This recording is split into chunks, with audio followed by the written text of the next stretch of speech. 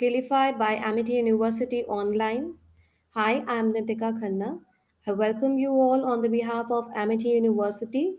And today in this session, I'm going to talk about the publication ethics in online environment. So let's get started. So I'm going to share my PPT now.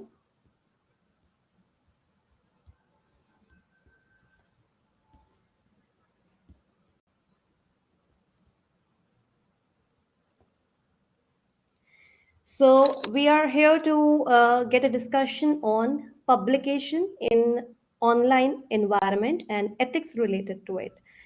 So talking about the numbers, I'll start with a question with you to all the viewers. Do you know what amount of population is actively using internet today? As of January 2021, there were 4.6 billion active users worldwide, and which is almost 60% of the total global population, exchanging billions of gigabytes of data over the World Wide Web. Wow, that's huge, isn't it?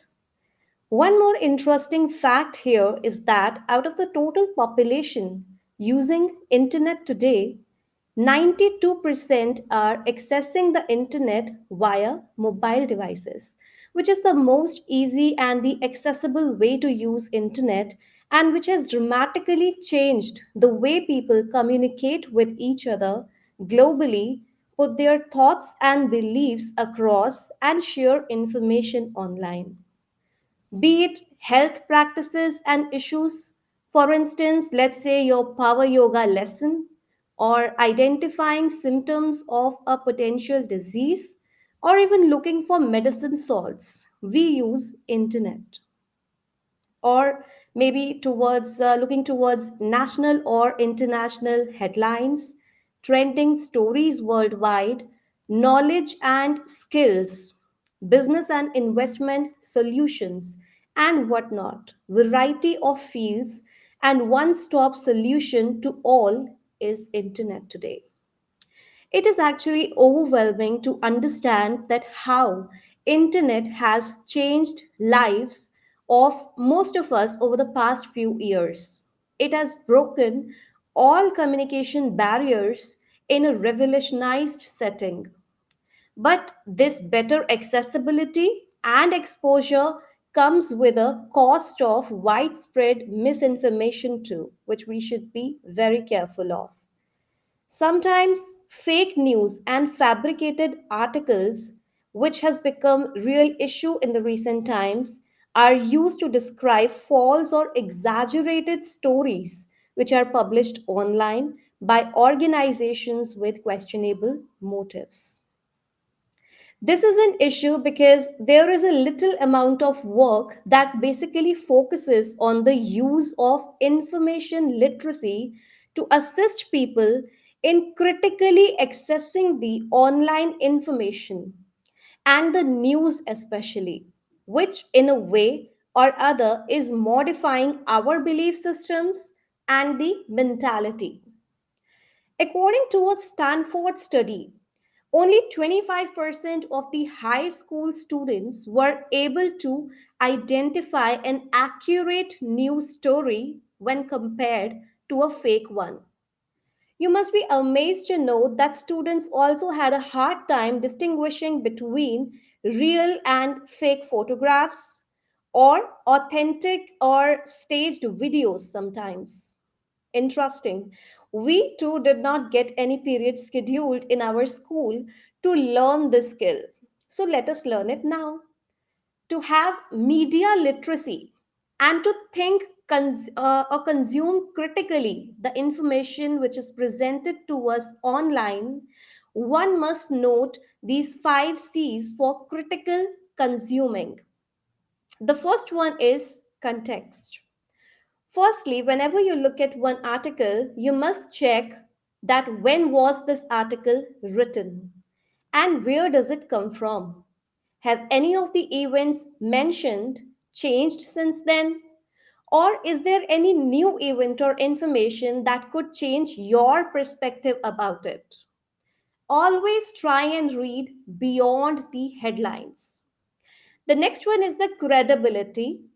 Please ensure that the article that you read comes from a website having a good reputation for journalistic integrity.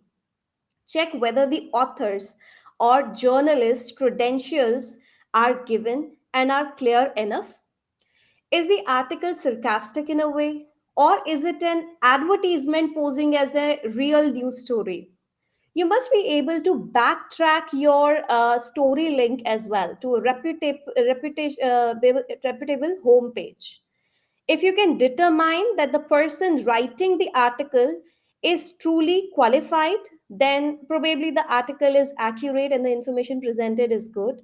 And if they are simply a blogger with a goal of forwarding a particular narrative or agenda, which is very common these days, it could be a bunch of speculation only, or maybe you should think twice before reading that article.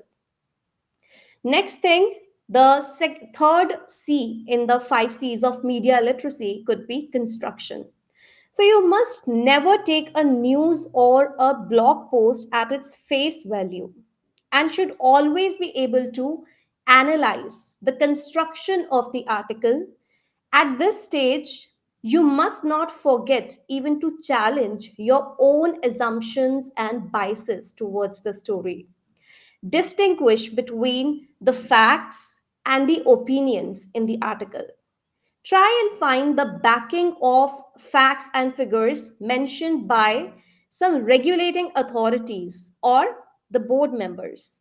People who are interested in posting accurate information online will always link to their information sources in a very clear manner, especially when citing some numbers or facts. Beware of stories that don't link to any sources or links to some sponsored studies or maybe bloggers' previous articles. So you can understand that such an article must be having something in wrong. It could be having something in wrong. Then the fourth C, which is the corroboration, tells you that you should always corroborate the information with other credible news sources.